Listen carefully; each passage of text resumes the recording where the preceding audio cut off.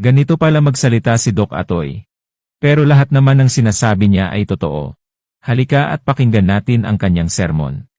Sa araw-araw na nireregaluhan tayo ng Panginoon na mabuhay, kapatid, kayo ang nasusunod kung ano gusto nyong ipasok dyan. Kahit gaano karami, sige, ikaw bahala, kahit ano yan. Ikaw ang masusunod, tama. Pero ang maglilinis nung ipinasok nyo, walang iba kundi tubig lamang. Tama naman siya, karamihan na kasi sa atin, hindi na nakakainom ng sapat na tubig, dahil puro na lang soft drinks. Ang hina nyo ngang uminom ng tubig. Sino naglilinis sa loob ng katawan nyo? Mahina nga di wala. Tas nagtataka kayo na may mga sakit kayo ngayon? Ha? Napakaraming pamilya rito hindi makakain ng walang soft drinks? Hindi makapagmerienda ng walang masarap na inumin? Sige, may tanong ako. Lahat ng nanay at tatay na nandito, lolo't lola, hindi ho ba kayo nahihiya? Sa loob ng tahanan nyo, kayo na po ang matatanda. At bilang matatanda, dapat nagsisilbing magandang halimbawa sa mga bata, kayong matatanda pa nangungunang gumagawa ng mali. Hindi kayo nahihiya? Tapos, umiiyak kayo pag may sakit ang anak nyo? Umiiyak kayo pag may sakit ang apo nyo? Anong iniiyak-iyak nyo? Nagbunga ng mga panlalason nyo.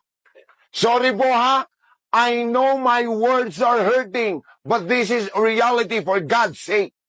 Alam nyo kung bakit ako masakit magsalita? Sabihin ko sa inyo yung totoo. Sa klinik ko, araw-araw may dinadalang pasyente. 1 to 7 years old ang edad. Ang sakit, cancer. What if, sample lang naman, next week, wag na natin patagalin, next week agad. Ang isinugod sa klinik ko na batang may sakit na cancer, anak o apo mo na. Nako, sigurado ko at saka ako palang magsisisit, magbabago. Ngayon, are you getting my point here? Ha? Na-realize mo ba na paano kung yung anak mo ang may cancer? Ano? At napakahalaga ng opinion nyo sa ginagawa kong pagmimisyon. Opinion nyo, mahalaga. O sige, sa tingin nyo, pag may sakit ang bata, kaninong kasalanan? Yung totoo ha? Kasalanan ng bata, kasalanan ng magulang. Magulang specifically sa mga nanay. Ba't naman nanay lang, Dok? O sige, mga nanay, tingin ka sa akin. Diretsuhan ako magsalita Nanay, yung totoo ha? Di ba nagluluto po kayo ng gulay? Sago! Yes, okay. Ayaw kumain ng bata. Sago! Ayaw. At dahil ayaw kumain ng gulay ng anak mo, Nay, tumingin ka sa akin. Ano ang karapatan mo na lasunin yung anak mo ng hotdog at tosino? Ang tatamad nyo kasing magturo. Imbis na itinuturo nyo yung tama, pinapakain nyo ng mali. Pagmamahal ba ng tunay na ina yan? Mahiya ka naman, nanay. Sa bagay, totoo ang kasabihan namin sa ospital. Matututo lang ang mga magulang pag nag-aagaw buhay na ang anak. Baka lang ho kasi hindi nyo kayanin, kaya winawarningan ko na kayo.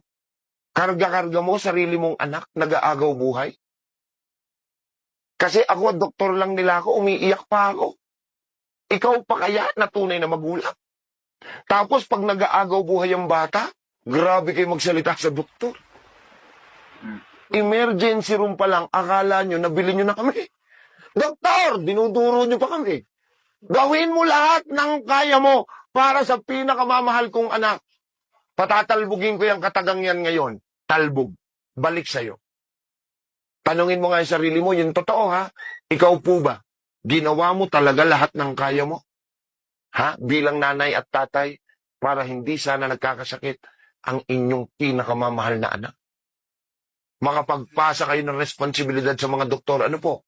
Paalala lang, kapatid, sa'yo ipinagkatiwala ng Panginoon yan, hindi sa doktor. At gusto mo bang marinig bakit ka pinagkatiwalaan ni Lord na magkaroon ng anak? Nagtitiwala ang Panginoon na ikaw ay responsableng magulang. At gusto niyo bang marinig ano ang meaning ng responsableng magulang? According sa salita ng Diyos, basic at simple lang. Pakinggan nyo. Ang sabi ng Panginoon, ang responsableng magulang, hindi porkit, ulitin ko, Hindi porkit napapakain mo yan na masarap at marami araw-araw. Na pag-aaral mo, may tahanan kayo, na ibibili mo ng material na bagay na kanyang gusto. Ang tawag sa'yo, responsableng magulang. Hindi. Ang sabi ng Lord sa salita niya, ang responsableng magulang, simple at basic lang. Uy, sarap pakinggan, no? Simple at basic lang. Ano daw yon? Kayang ingatan ng buhay at kalusugan ng bata at ginagabayan yan hanggang lumaki at tumanda ng tama. Yun ang responsableng magulang. Sana ay magsilbing aral ito sa atin. Salamat sa panonood hanggang sa muli.